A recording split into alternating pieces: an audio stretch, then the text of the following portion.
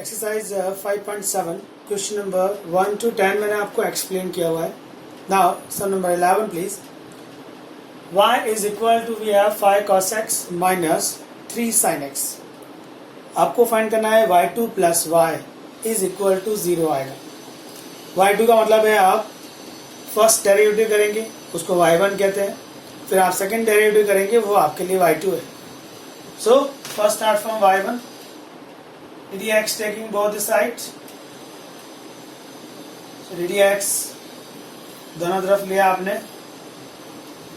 Minus 3 sin x. dx of y का मतलब होता है y1, आप dy by dx भी लिख सकते हैं.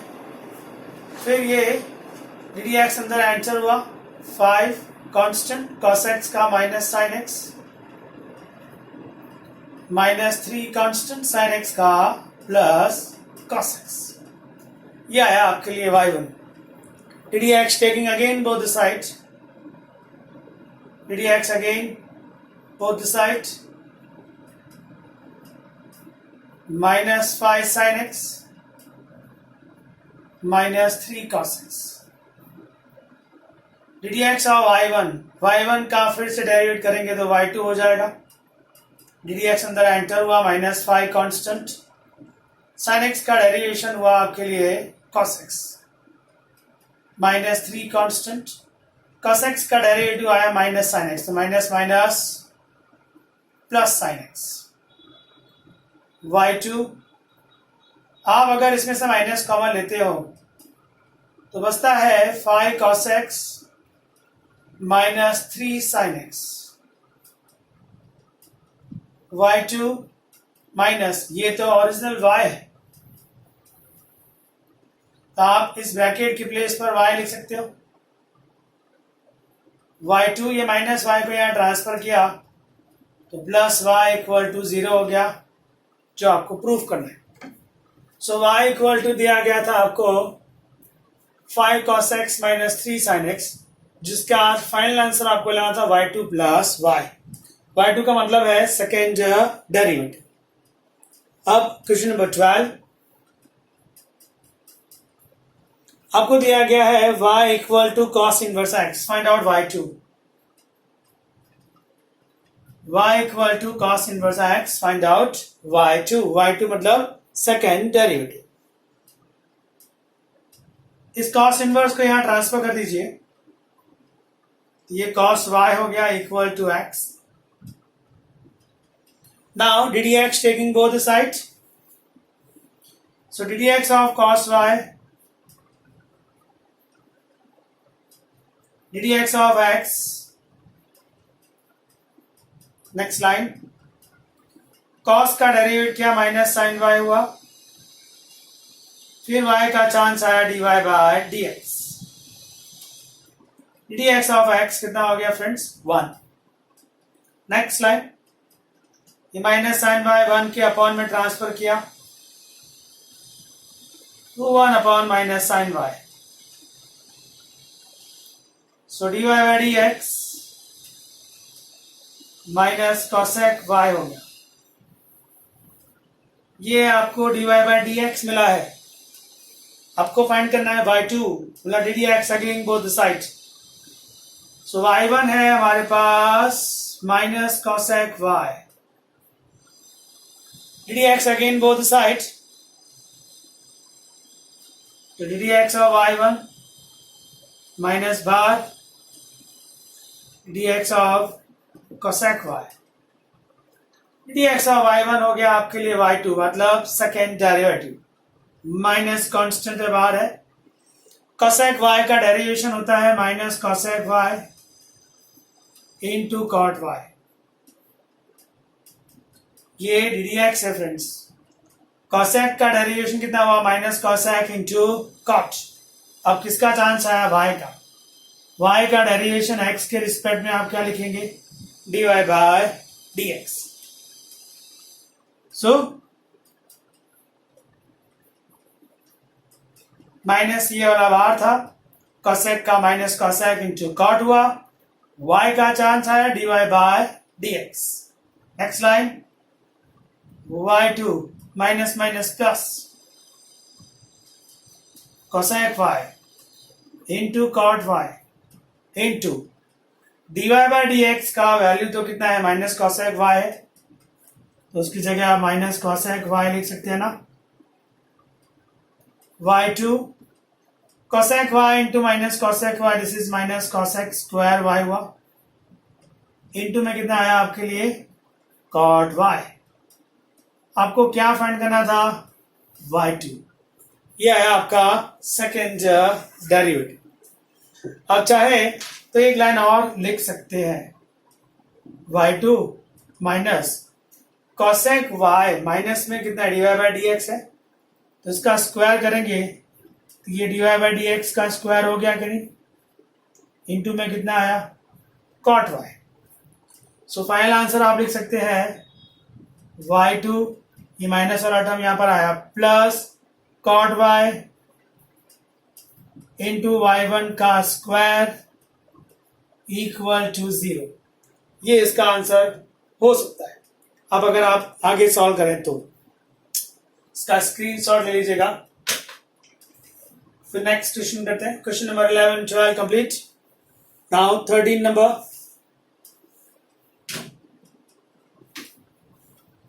स्क्रीनशॉट ले लिया friends.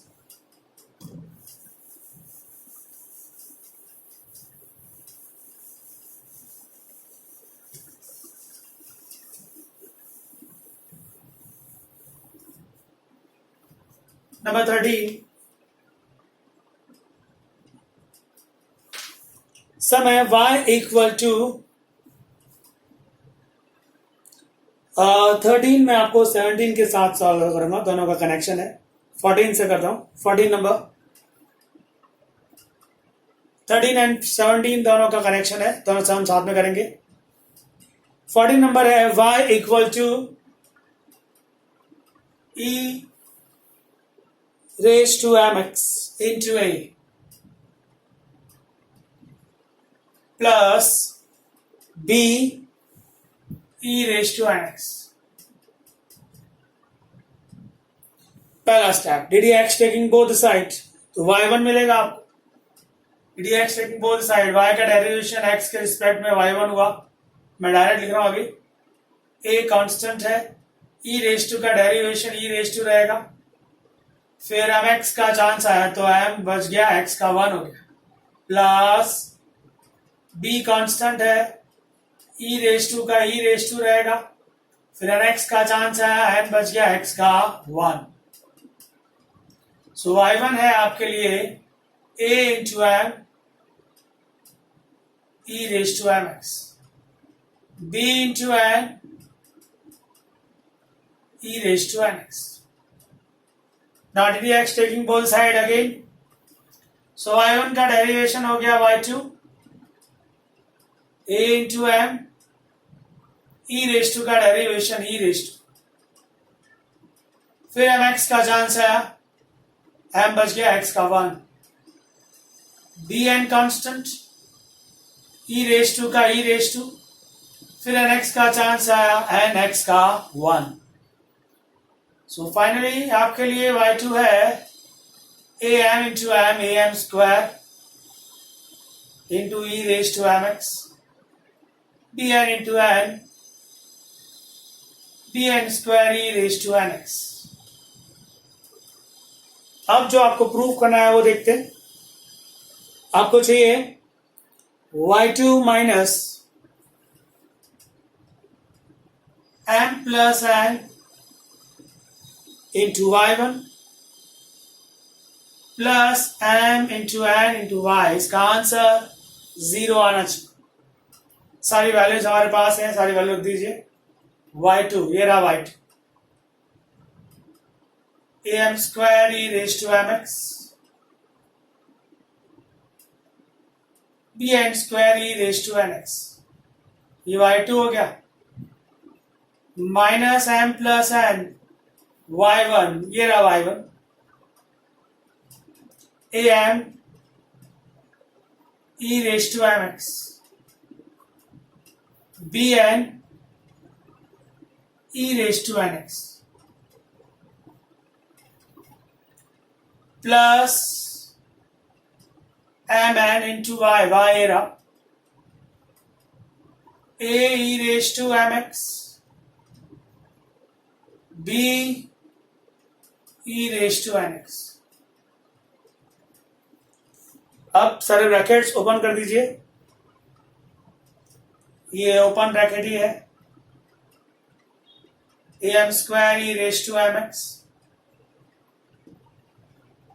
bn square e raised to nx minus m into this am square e raised to mx minus m into this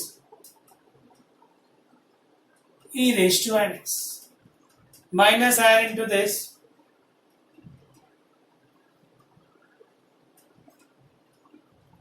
minus n into this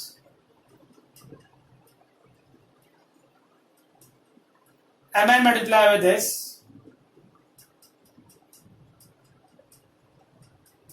plus mn multiply with this. Simple मैंने brackets open किए और कुछ नहीं, सारे term cancel हो रहे होंगे, आप चेक कर लीजिए, प्लस माइनस फिर B M x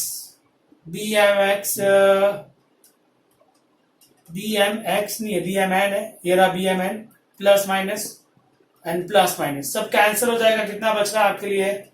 0. This is your right hand side. So आपने प्रूव किया y2 minus m plus n into y1 plus mny equal to 0 होता है. अभी जो मैंने मेथड यूज किया है, इस टाइप का कोई भी सम हो तो आप इस मेथड से सम सॉल्व कर सकते हैं. इसका और एक मेथड है, थोड़ी देर में एक्सप्लेन करूंगा. सम नंबर 13 एंड 17 के लिए ये मेथड नंबर 1 है. आपको ऐसा एक रिजल्ट दिया होगा y इक्वल टू दिस, और ये आपको प्रूफ करना होगा. तो आप y से y1 फाइंड करिएगा, y1 से y2 फाइंड करिएगा, सारी वैल्यू ट्रांसफर करेंगे, सब कैंसिल होकर कितना आएगा? राइट हैंड साइड का 0. इसका स्क्रीनशॉट ले लीजिएगा. Now question number 15. ये मेथड नंबर 1 है इस टाइप के सम को प्रूफ करने का. y आपको दिया होगा, y से y1 निकालना, y1 से y2 निकालना, सारी वैल्यू इसमें ट्रांसफर करना, सब कैंसिल होगा, इक्वल टू 0 आएगा. अगर आपने y1 y2 फाइंड करने में मिस्टेक ना की हो तो. This is your first method. Second method थोड़ी देर में एक्सप्लेन करता हूं आपको. Now next number 15. ये सारे क्वेश्चन इंपॉर्टेंट है आपके लिए. 15 number, y is equal to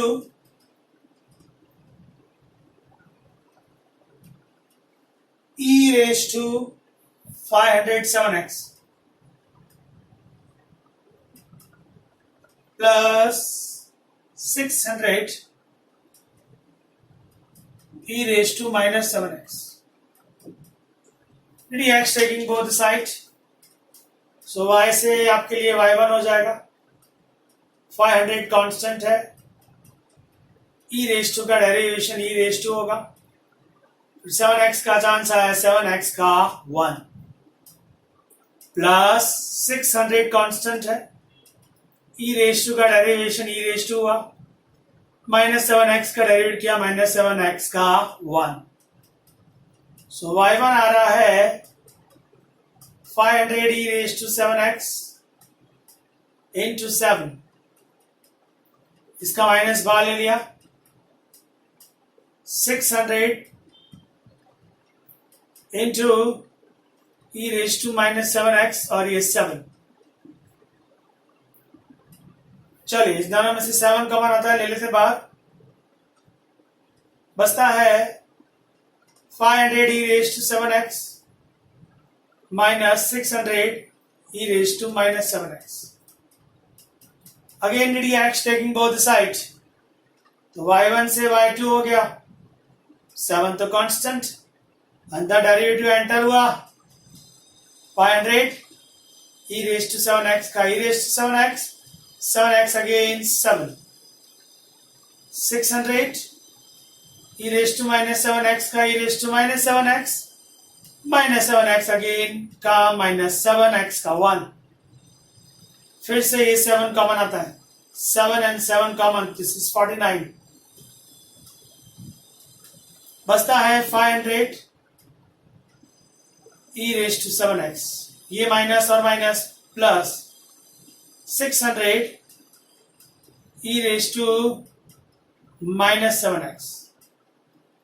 next line y2 49, ये तो ओरिजिनल डेटा है, तो आप इस ब्रैकेट की जगह पर क्या लिख सकते हैं, y.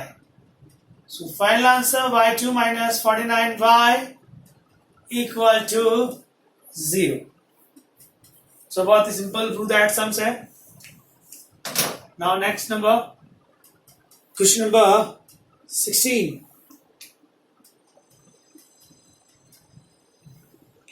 e raised to y x plus 1 equal to 1. So e raised to y को सब्जेक्ट बना दीजिए, 1 upon x plus 1. dx both side, dx of e raised to y 1 upon x plus 1. चलिए e raised to y का derivation e raised to y, y again y का derivation dy by dx, 1 upon का derivation होता है -1 upon का square, फिर x plus 1 का chance आया जो 1 होगा. नेक्स्ट, ये जो e raised to y है उसका तो वैल्यू है हमारे पास, in place of e raised to y आप लिखेंगे 1 upon x plus 1 into dy by dx -1 upon x plus 1 का square, 1x plus 1 cancel, so dy by dx is -1 upon x plus 1. ये dy by dx आया. अभी second derivative find out करना है, dx again both side, ये जो है वो तो d square by dx square हो गया, ये y1 है, y1 से कितना आएगा y2, ये माइनस बाहर रहेगा, 1 अपॉन का डेरिवेशन है -1 अपॉन का स्क्वायर, ये 1 अपॉन का माइनस बाहर है, ये 1 अपॉन का डेरिवेशन होता है -1 अपॉन स्क्वायर, फिर नीचे x प्लस 1 का चांस आया 1, इसको आप y2 बोल सकते हैं, माइनस माइनस प्लस हो गया 1 अपॉन x प्लस 1 का स्क्वायर. ये भी आंसर हो सकता है, और अभी आप चाहें तो और आंसर चेंज कर सकते हैं. dy by dx कितना है आपके लिए, -1 upon x plus 1, -1 upon x plus 1 का स्क्वायर लिख सकता हूं मैं. इसको चेक करें कैसे, ये -1 का स्क्वायर करेंगे तो +1 आएगा, x प्लस 1 का स्क्वायर नीचे वही है. ऐसा क्यों किया, क्योंकि ये जो ब्रैकेट में लिखा हुआ है -1 अपॉन x प्लस 1, वो तो एक्चुअली कौन है, dy by dx. So y2 equal to ये y1 का स्क्वायर आया, फाइनल आंसर आप लिख सकते हैं y2 माइनस y1 का स्क्वायर इक्वल टू 0. इसका स्क्रीनशॉट लीजिएगा. अब जो सम्स है उसका मेथड चेंज करेंगे, एक नया मेथड बनाते हैं जो बहुत ही इंपॉर्टेंट है.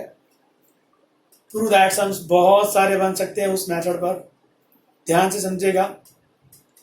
इसका स्क्रीनशॉट ले लिया हो. ओके,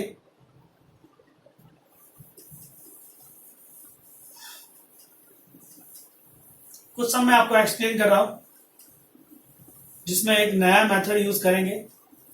रूल्स पहले आप समझ लीजिए. जो रूल्स मैं आपको समझा रहा हूं वो किसी बुक में नहीं लिखे, ये 90% से ज्यादा क्वेश्चंस में काम आते हैं. हर बार काम आए जरूरी नहीं होता. रूल्स ऐसा है, आपको y दिया होगा, y से आप y1 फाइंड करेंगे. y1 में आप 3 चीजों का ध्यान रखेंगे. एक, अपॉन में कुछ नहीं होना चाहिए, रूट में कुछ नहीं होना चाहिए, और ओरिजिनल डेटा y आपको फाइंड आउट करना है. इतना काम हो जाने के बाद ही आप y2 पर जाएंगे. आपको y दिया गया होगा, y से आप क्या फाइंड करेंगे, y1। y1 क्या होता है, फर्स्ट डेरिवेटिव। फर्स्ट डेरिवेटिव में आप थोड़ी देर रुकेंगे, तीन चीजों का ध्यान रखेंगे। 1 में कुछ नहीं होना चाहिए। दूसरा, y1 में रूट का कोई भी टर्म नहीं रखना है आपको। तीसरी बात, ओरिजिनल डेटा ढूंढने का ट्राई करना है। ये जो रूल्स है वो 90% से ज्यादा क्वेश्चंस में काम आते हैं। ऐसे रूल्स किसी बुक में नहीं लिखे हुए, ये जनरल आइडियाज है। हर बार काम आए ये भी जरूरी नहीं होगा। कुछ सम्स ऐसे भी बनाए जाएंगे जिसमें ये रूल्स काम नहीं आएंगे, बट मोस्ट ऑफ सम्स में इसी तरह के रूल्स, ये जो मैंने अभी आपको लिख के दिए, काम आएंगे। y से आप क्या फाइंड करेंगे, y1। y1 में थोड़ी देर रुकना है, तीन चीजों का ध्यान रखना है। 1 नहीं होना चाहिए, रूट का टर्म नहीं होना चाहिए, ओरिजिनल डेटा y मिलना चाहिए। ये तीनों पर काम करने के बाद ही आप आगे जाएंगे y2 फाइंड आउट करने के लिए। Example, sum number 17। क्वेश्चन है y is equal to tan inverse x का स्क्वायर। ये एक डेटा दे दिया। प्रूफ जो आपको करना है उसको भी एक बार आप देख लीजिए। आपको प्रूफ करना है एक्स स्क्वायर प्लस 1 का होल स्क्वायर इंटू में y2 plus 2 into X square plus 1 into y1 is equal to 2। ऐसा कोई भी सम है, पहले भी मैंने आपको एक सम दिया, सम नंबर 14, आप फिर से देखिएगा। वो उसका मेथड 1 है जिसमें आपको y दिया गया है, y से y1 फाइंड करिएगा, y1 से y2 फाइंड करिएगा। वो सारी वैल्यू आप LHS में ट्रांसफर कर दीजिए, एक बड़ा सा इक्वेशन आएगा, सब कुछ कैंसिल होगा और 0 आंसर। बट जो नया मेथड बनाया हम लोगों ने उसमें क्या करेंगे, y से क्या फाइंड करेंगे, y1। चलिए y1 फाइंड आउट करें। dx टेकिंग बोथ साइड, सो y का डेरिवेशन y1 हो गया, y का डेरिवेशन y1 हो गया। इसको डेरिवेट करेंगे चेन रूल, पहले पावर का होगा, पावर डाउन, एक पावर कम, फिर इस ब्रैकेट क्या करेंगे, 1/1 प्लस एक्स स्क्वायर, फिर इस x का करेंगे तो 1 हो जाए। y का डेरिवेशन y1 हुआ, पहले इस पावर का हुआ पावर डाउन, एक पावर कम, फिर tan इनवर्स का हुआ 1/1 प्लस एक्स स्क्वायर, फिर x का चांस आया 1। रूल्स को ध्यान रखते हैं, अपॉन में कुछ नहीं चाहिए, अपॉन में है, इसको क्रॉस करके यहां ले जाइए। Equal to tan inverse x। Rule number 2, root में कोई टर्म नहीं चाहिए तो नहीं है। Rule number 3, original data y मिलना चाहिए, y ये रहा। y जो है tan इनवर्स x का स्क्वायर है और यहां पर सिर्फ tan इनवर्स x, मतलब मुझे स्क्वायर करना चाहिए। स्क्वायरिंग बोथ साइड, इस ब्रैकेट का स्क्वायर, y1 का स्क्वायर, 2 का स्क्वायर, फिर tan इनवर्स x का स्क्वायर, हर टर्म का स्क्वायर किया। रीजन है मेरी थर्ड कंडीशन, मुझे ओरिजिनल डेटा y मिलना चाहिए, मैं उसके लिए काम कर रहा हूं। इज इक्वल टू 4, ये ओरिजिनल y है, इसका वैल्यू आप यहां लिख सकते हैं y। नाउ y1 का काम खत्म हो गया, अपॉन में कुछ भी नहीं है, रूट का कोई टर्म नहीं है, ओरिजिनल y मिल चुका है। उसके बाद आप y2 पर जाएंगे, मतलब ddx again both side, ddx again both side,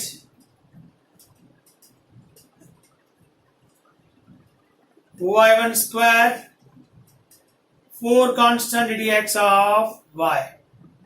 clear है, इन दोनों में मल्टीप्लिकेशन रूल लगेगा। First bracket as it is, पहले इसको डेरिवेट कर, इसमें पहले पावर का डेरिवेशन होगा, फिर y1 का डेरिवेशन करेंगे तो y2 आएगा। पहले पावर का हुआ, पावर डाउन 2y1, फिर y1 क्या किया, y2 plus y1 square as it is, इसको करो ब्रैकेट हो, पहले पावर का होगा, पावर डाउन,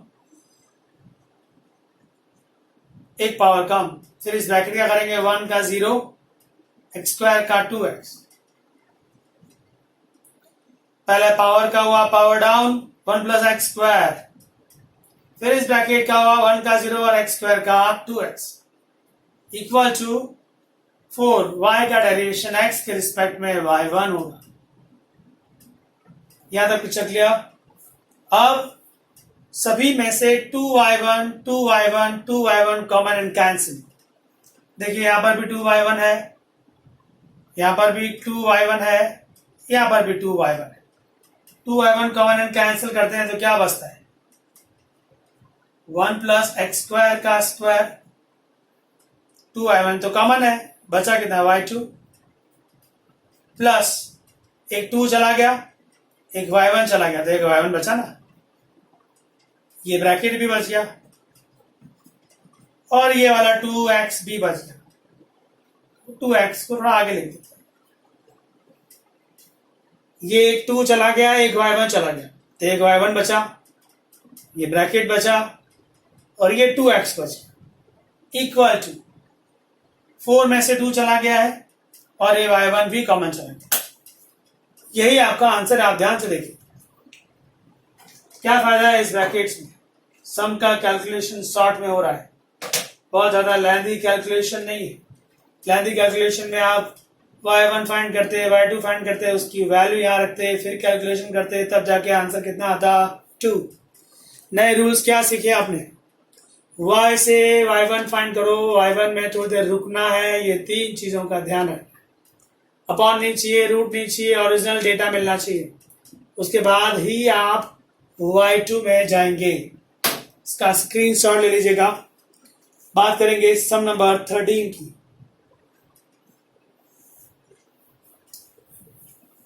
ओके, सम number 13।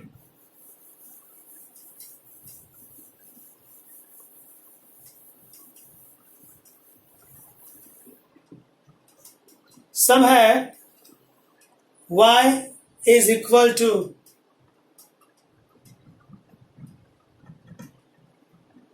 three cos log x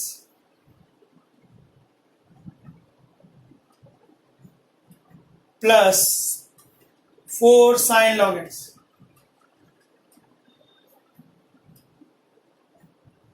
पहला step D X, taking both side, y को डी एक्स मिलेगा तो y1 हो जाएगा, इन दोनों में एडिशन प्रॉपर्टी आएगी, सेपरेट डेरिवेशन होगा, D X of cos log X 4 बार D X of sine log X. चलिए y1 as it is 3, cos का डेरिवेशन होता है माइनस साइन लॉग एक्स, ये तो आपने कॉस को डेरिवेट किया, लॉग का चांस आया 1/x, फिर x का चांस आया 1, सिंपल चेन रूल, पहले cos का डेरिवेशन माइनस साइन, फिर log का 1/, फिर x का 1, 4, पहले साइन का चांस है, साइन का चांस है cos log x, फिर log x का 1/x, फिर x का आया 1। मैंने आपसे कहा y1 में अपॉन में नहीं चाहिए, अपॉन में जो x है उसको यहां भेज दीजिए, बचता है -3 sin log x 4 cos log x। चलिए रूट में नहीं चाहिए, कोई भी टर्म रूट में नहीं है, ओरिजिनल y मिलना चाहिए। ओरिजिनल y मतलब ये वाला टर्म क्या यहां आ सकता है, आप देखिए चांस नहीं है। साइन log x के साथ 4 होना चाहिए था, यहाँ कितना है 3, मैं 3 की जगह 4 नहीं लिख सकता। cos log x की जगह कितना होना चाहिए था 3, और यहाँ कितना है 4, 4 को कट करके 3 नहीं लिख सकता। मैंने आपसे कहा ना ये हर बार मिले जरूरी नहीं है, बट आपको ध्यान रखना है, अपॉन नहीं चाहिए, रूट नहीं चाहिए, ओरिजिनल डेटा अगर मिलता है तो उसको ले लेना है, नहीं मिल रहा है कोई बात। तीनों कंडीशन का ध्यान दे दिया, अब आप y2 पे जा सकते हैं। dx again both side, dx again both side, minus 3 sin log x, 4 cos log x,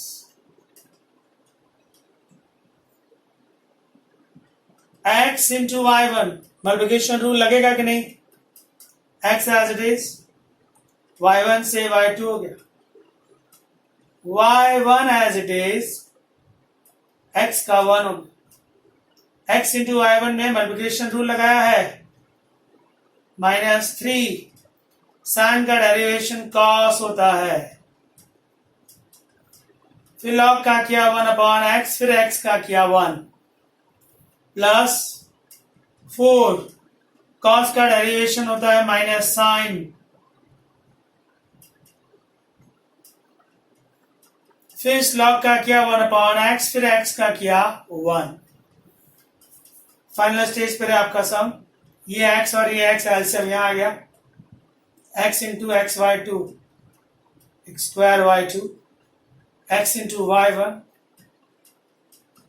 ये भी माइनस में है, ये भी माइनस में, माइनस कॉमन ले लिया, बचता है 3 cos log x, माइनस बाहर चला गया है, 4 sin log x। ये जो अपॉन में x था वो कहां गया? क्रॉस कर दिया यहां पर,